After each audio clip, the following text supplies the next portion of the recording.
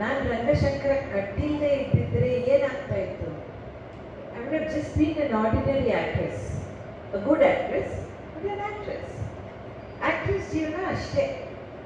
ನನ್ನ ಪಕ್ಕದಲ್ಲಿ ಅದೇ ಇವತ್ತು ಬ್ರೇಕ್ಫಾಸ್ಟ್ ಟೈಮಲ್ಲಿ ನನ್ನ ಪಕ್ಕದಲ್ಲಿ ಒಬ್ರು ಕೂತ್ಕೊಂಡಿದ್ರು. ಅವ್ರ 8 ವರ್ಷದ ಮಗುಗೆ ಹೇಳ್ತಾ ಇದ್ರು, ಇವ್ರು ಯಾರು ಗೊತ್ತಾ, ಜೋಗಿ ಪಿಕ್ಚರ್ ನೋಡಿದ್ಯಾ, ಇವ್ರು ಆಕ್ಟ್ ಮಾಡಿದ್ದಾರೆ. ಆ ಮಗು ಜೋಗಿನೇ ನೋಡಿಲ್ಲ. ಆಗೋಯ್ತು. ಆ ಒಂದು ಕಾಲದಲ್ಲಿ ಇರುತ್ತೆ. ಈಗ ಶಂಕರ್ನಾಗ್ ಇಸ್ ಅ ಫೆನಾಮಿನನ್. ಒಂದು ಮನುಷ್ಯ ಹೋದ ಮೇಲೂ 33 ವರ್ಷ ಆದ ಮೇಲೂ ಜನ ಅವನನ್ನ ನೆನೆಸ್ಕೊತಾರೆ ಅಂದರೆ ಅದು ಪವಾಡ. ಶಂಕರ್ನಾಗ್ ಪವಾಡ ಪುರುಷ. It is amazing the way people remember him. ಯಾಕಂದರೆ ಐ ಡೋಂಟ್ ಫಂಡ್ ಇಟ್. ಅವನ ಹೆಸರಿಗೆ ಸ್ಟಾರ್ ಹಾಕೋದು, ಅವನ್ನ ಕಟೌಟ್ ಹಾಕೋದು ನಾನು ಯಾವತ್ತೂ ನನ್ನ ಮಾಡೋಕ್ಕೆ ಬರಲ್ಲ, ನಾನು ಮಾಡೋದು ಇಲ್ಲ.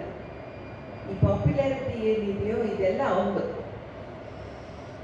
ಬಟ್ ಸಿನಿಮಾ ಜಗತ್ತಲ್ಲಿ ಜನ ಮರ್ತೋಗ್ತಾರೆ ತುಂಬ ಬೇಗ. Generations you can't blame them. ಇನ್ನೂ ಹೊಸ ಹೀರೋಸ್ ಬರ್ತಾರೆ, ಹೊಸ ಹೀರೋಯಿನ್ಸ್ ಬರ್ತಾರೆ, ಹೊಸ ಸ್ಟೈಲ್ಸ್ ಬರ್ತವೆ. So you can't blame the younger generation at all. So ನಾನು ಹಿಂದೆ ಬಿಟ್ಟು ಹೋಗೋದು ಏನು ಅಂದರೆ ಅದು ಒಂದು ಸಂಸ್ಥೆ, ಅದು ಒಂದು ಸಾಮಾಜಿಕ ಚಟುವಟಿಕೆ, ಅದು ಬಿಟ್ಟು ಹೋಗ್ತೀವಿ. It's not about our name. ಅದಕ್ಕೆ ನಾನು ಹೇಳ್ತಾ ಇದ್ನಲ್ಲ, 30 ವರ್ಷದ ಹಿಂದೆ ಅರುಂಧತಿ ಮತ್ತು ಇವತ್ತಿನ Arundhati are 2 different human beings. I am not the same person. I am not an actress. Actress ಥರ ಯೋಚನೆ ಮಾಡೋದಿಲ್ಲ ನಾನೀಗ. ನಾನು ಎಲ್ಲ ಏನು ಯೋಚನೆ ಮಾಡ್ತೀನೋ ಎಲ್ಲ ನನ್ನ ಹತ್ರ ಬರೋ ಆಫರ್ಸ್ ಎಲ್ಲ ಐ ಥಿಂಕ್ ಇದರಿಂದ ಥಿಯೇಟರ್ಗೆ ಒಳ್ಳೆಯದಾಗುತ್ತಾ, ಇದರಿಂದ ರಂಗಭೂಮಿನಲ್ಲಿ ತೊಡಗಿರೋ ಯಂಗ್ಸ್ಟರ್ಸ್ಗೆ ಒಳ್ಳೆಯದಾಗುತ್ತಾ, ರಂಗಶಂಕರ ಏನು ಮಾಡ್ಬೋದು, ಟ್ರೈನಿಂಗ್ ಮಾಡ್ಬೋದಾ, ವರ್ಕ್ಶಾಪ್ ಮಾಡ್ಬೋದಾ, ಆ ಥರ ಯೋಚನೆ ಮಾಡ್ತೀವಿ. ಒಂದು ನಾಟಕ ಬರುತ್ತೆ. ಇನ್ನು ನಮ್ಮ ಕನ್ನಡ ಥಿಯೇಟರ್ ಬರ್ತಾ ಇದ್ದಾರಾ, ನಾನು ಮುದ್ದನಾಗಿ ಯಾವಾಗಲೂ ಕೇಳೋದು, ಬರ್ತಾ ಇದ್ದಾರಾ ನಮ್ಮ ಕನ್ನಡ ಥಿಯೇಟರ್ ಹುಡುಗರು ಎಲ್ಲರೂ ಬಂದು ನೋಡ್ತಾ ಇದ್ದಾರಾ ಅಂತ ಕೇಳೋದು. ಕೆಲವು ಸರ್ತಿ ಬರೋದಿಲ್ಲ, ಬರ್ತಾರೆ ಯಾವತ್ತೋ ಒಂದಿನ. ಅದೇ ಆಸೆ. ರಂಗಶಂಕರ ಕನಸು ಕಂಡಿದ್ದು ಅದು ನಾನು ಬೆಂಗಳೂರಲ್ಲಿ ಬಾಂಬೆಯಿಂದ ಬೆಂಗಳೂರಿಗೆ ಮೊದಲನೇ ಸರ್ತಿ ಬಂದಾಗ ಶಂಕರ್ ಕೂಡ ಒಂದೇ ಕಲಾಕ್ಷೇತ್ರ ಇತ್ತಲ್ಲ, ಬೇರೆ ಆಡಿಟೋರಿಯಮೇ ಇರಲಿಲ್ಲ ಇಲ್ಲಿ ಸಿಟಿನಲ್ಲಿ. ನೀವು ಕಲಾಕ್ಷೇತ್ರಕ್ಕೆ ಈ ಅಪ್ಲಿಕೇಶನ್ ಹಾಕಿದರೆ 3 ತಿಂಗಳಿಗೊಮ್ಮೆ ನಿಮಗೆ ಒಂದು ಡೇಟ್ ಕೊಡ್ತಾ ಇದ್ರು. ಅಂದರೆ ವರ್ಷಕ್ಕೆ 4 ಶೋ ಮಾಡಬಲ್ಲೆ ನಾನು ಅಷ್ಟೇ. 42 ಶೋ ಮಾಡ್ತಾ ಇದ್ದೆ ತಿಂಗಳಿಗೆ ನಾನು ಬಾಂಬೆನಲ್ಲಿ. ಮರಾಠಿ, ಗುಜರಾತಿ ಮತ್ತು ಹಿಂದಿ ಸೇರಿ ಕೆಲವು ಸರ್ತಿ ಪೀಕ್ ಸೀಸನ್ನಲ್ಲಿ. ಸ್ಯಾಟರ್ಡೇ 2 ಶೋ, ಸ್ಯಾಟರ್ಡೇ 3 ಶೋ, ಕೆಲವು ಸರ್ತಿ ಸ್ಯಾಟರ್ಡೇ ಸಂಡೇ 3 ಶೋ ಮಾಡಿಕೊಂಡು ಮಂಡೇ ಮಾರ್ನಿಂಗ್ ಶೋ ಮಾಡಿಕೊಂಡು 42 ಶೋ ತಿಂಗಳಿಗೆ ಮಾಡ್ತಾ ಇದ್ದೆ ಕೆಲವು ಸರ್ತಿ. ಅದು ಬಿಟ್ಟು ಇಲ್ಲಿ ಬಂದು ವರ್ಷಕ್ಕೆ 4 ಶೋ ಮಾತ್ರ ಆಗೋ ಸಾಧ್ಯತೆ ಅಂತ ಒಂದು ಊರಲ್ಲಿ ಬಂದು ಸಿಕ್ಕಾಕೊಂಡೆ ನಾನು. ಯಾರು ನನ್ನ ಸಿಗಿಸ್ಲಿಲ್ಲ, ನನಗೆ ಗೊತ್ತಿರಲಿಲ್ಲ ಇಲ್ಲಿ ನಾಟಕ ಆಗೋದಿಲ್ಲ ಅಂತ. ನೀವು ನಾಟಕ ಮಾಡಬೇಕಾದ್ರೆ ನೀವು ಕನ್ನಡ ಕಲ್ತ್ಕೋಬೇಕು ಅಂತ ಒಂದು ಇದ್ದೆ. That is the need of the hour. ಅಷ್ಟು ಜನಾಂಗ ಇರಲಿಲ್ಲ. ನಿಮಗೆ ಬೆಂಗಳೂರಲ್ಲಿ ಹಿಂದಿ ಮತ್ತು ಇಂಗ್ಲೀಷ್ ಥಿಯೇಟರ್ಗೆ ಆಡಿಯನ್ಸ್ ಇರೋ ಅಷ್ಟು ಜನ ಇರಲಿಲ್ಲ. ವರ್ಷಕ್ಕೊಂದು ಸರ್ತಿ ನೀವು ಇಂಗ್ಲೀಷ್ ನಾಟಕ ಮಾಡಿದ್ರೆ ಜನ ಬರ್ತಾರೆ ಅಲ್ಲ ಕಪಟ ಹೇಳ್ತೀವಿ. ಅಂಥದ್ರಲ್ಲಿ ನಾವು ಬಂದಾಗ ಶಂಕರ್ ಮತ್ತೆ ನನಗೆ ಯಾವಾಗಲೂ ಅನಿಸೋದು, ಯಾಕಂದರೆ ಪೃಥ್ವಿ ಥಿಯೇಟರ್ ಎಕ್ಸ್ಪೀರಿಯನ್ಸ್ ತಗೊಂಡು ನಾನು ಇಲ್ಲಿಗೆ ಬಂದೆ. ಪೃಥ್ವಿ ಥಿಯೇಟರ್ ಜೆನಿಫರ್ ಕಪೂರ್ ಅಂತ, ಶಶಿ ಕಪೂರ್ ಹೆಂಡತಿ. ಜೆನಿಫರ್ ಸ್ವತಃ was a very important person in theatre. Geoffrey Kendal ಮಗಳವಳು. They had a travelling theatre company. Jennifer Kapoor Shashi ಕಪೂರ್ಗೆ ಹೇಳಿದ್ದು, ನಿಮ್ಮ ತಂದೆ ಕಟ್ಟಿರೋ ಗ್ಯಾರೇಜ್ ಇದೆ ಇದು ಜುಹುನಲ್ಲಿ, ಯಾರು ಯೂಸ್ ಮಾಡ್ತಾ ಇಲ್ಲ, ನನಗೆ ಕೊಡು, ನಾನು ಥಿಯೇಟರ್ ಮಾಡ್ತೀನಿ ಅಂತ. ಶಶಿ ಕಪೂರ್ ಪಾಕೆಟಲ್ಲಿರೋ ಹಣ ಆಗಾಗ 200 ರೂಪಾಯಿ, 1000 ರೂಪಾಯಿ, 10,000 ಹಾಗೆ ತೆಗೆದು ಥಿಯೇಟರ್ ಕಟ್ಬಿಟ್ರು. Prithvi theatre. Prithvi theatre was my learning ground. ಕಲಿತೆ ನಾನು ಈ ಥರ ಬ್ಲ್ಯಾಕ್ ಬಾಕ್ಸ್ ಕಟ್ಟೋದು ಸಾಧ್ಯ, ಈ ಥರ ರೂಲ್ಸ್ ಮಾಡೋದು ಸಾಧ್ಯ. ಅವಳು 1 ರೂಪಾಯಿ ಟಿಕೆಟ್ ಇಟ್ಕೊಂಡು ಶಿ ಓಪನ್ ಪೃಥ್ವಿ ಥಿಯೇಟರ್. 1 ರೂಪಾಯಿ ಟಿಕೆಟ್ ಆಡಿಯನ್ಸ್ ಡೆವಲಪ್ ಮಾಡೋಕ್ಕೆ. ಪಾಪ್ಕಾರ್ನ್ ಚಿಪ್ಸ್ ತಿನ್ನೋ ಹಂಗಿಲ್ಲ, ಲೇಟ್ ಕಮರ್ಸ್, ಇದು ನನ್ನ ರೂಲ್ ಅಲ್ಲ, ಜೆನಿಫರ್ ಕಪೂರಿಂದ ಬಂದಿರೋ rule. We only continued it over here. So Prithvi ಥಿಯೇಟರಿಂದ ಕಲ್ತಿರೋದು ನಾನು ತುಂಬ ಇದೆ. ಆ ಕನಸನ್ನ ತಗೊಂಡು ನಾನು ಬೆಂಗಳೂರಿಗೆ ಬಂದೆ. ಬೆಂಗಳೂರಲ್ಲಿ ಶಂಕರು ಇದ್ದ.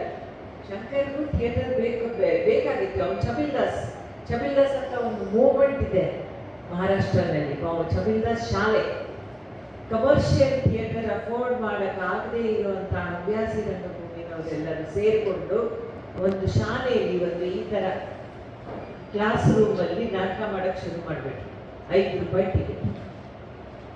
ಅದು ಒಂದು ಮೂವ್ಮೆಂಟ್ ಆಗೋಯ್ತು.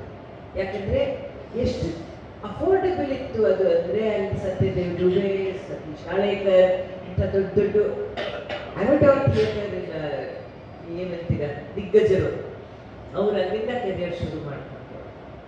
ಸೊ ಬೆಂಗಳೂರಿಗೂ ಇಂಥ ಒಂದು ಜಾಗ ಬೇಕು. ಬರೀ ರಂಗಭೂಮಿಗಾಗಿ ಮೀಸಲಾಗಿಟ್ಟಿರುವಂಥ ಒಂದು ಜಾಗ ನಮ್ಮದು ಅಂತ ನಾವು ಹೇಳ್ಕೊಳ್ಬೋದು. ಅಂತ ಒಂದು ಜಾಗ ಬೇಕು. ಅಲ್ಲಿಂದ ಶುರುವಾಯಿತು ಈ ಕನಸು. ಶಂಕರ್ ಇದ್ದಾಗಲೇ ಚಟುವಟಿಕೆ ಶುರು ಮಾಡಿಟ್ಟಿದ್ದ. ಅವನು ಅಪ್ಲಿಕೇಶನ್ ಹಾಕಿದ್ವಿ ನಾವು ಸುಚಿತ್ರಾ ಫಿಲ್ಮ್ ಸೊಸೈಟಿಗೆ. ಶಂಕರ್ ಅವ್ರಿಗೆ ಹೇಳ್ದ, ನಿಮ್ಗೆ ಸಭಾಂಗಣ ಇದೆ, ಅಲ್ಲಿ ನಾನು ನಿಮಗೆ ಪರ್ಮನೆಂಟ್ ಎಲೆಕ್ಟ್ರಿಸಿಟಿ ಕನೆಕ್ಷನ್ ಬರೋ ಹಂಗೆ ಮಾಡ್ತೀನಿ, ನೀವು ನಾಟಕಕ್ಕೆ ಡೇಟ್ಸ್ ಕೊಡ್ರಿ. ಅವ್ರು ಹೆದರ್ಕೊಂಡ್ಬಿಟ್ರು. ಯಾಕಂದರೆ ಅವ್ರ bottom line was art cinema. ಈ ಪಾಪ್ಯುಲರ್ ಸಿನಿಮಾ ಹುಡುಗ ಬಂದು ಈ ಕೆಡಿಸ್ಬಿಡ್ತಾನ ನಮ್ದು ಅಟ್ಮಾಸ್ಫಿಯರ್ ಅಂತ ಅವ್ರಿಗೆ. ಅದೇ ಅಪ್ಲಿಕೇಶನ್ ತಗೊಂಡು ನಾವು ಚಿತ್ರಕಲಾ ಪರಿಷತ್ನವ್ರ ಹತ್ರ ಹೋದ್ವಿ.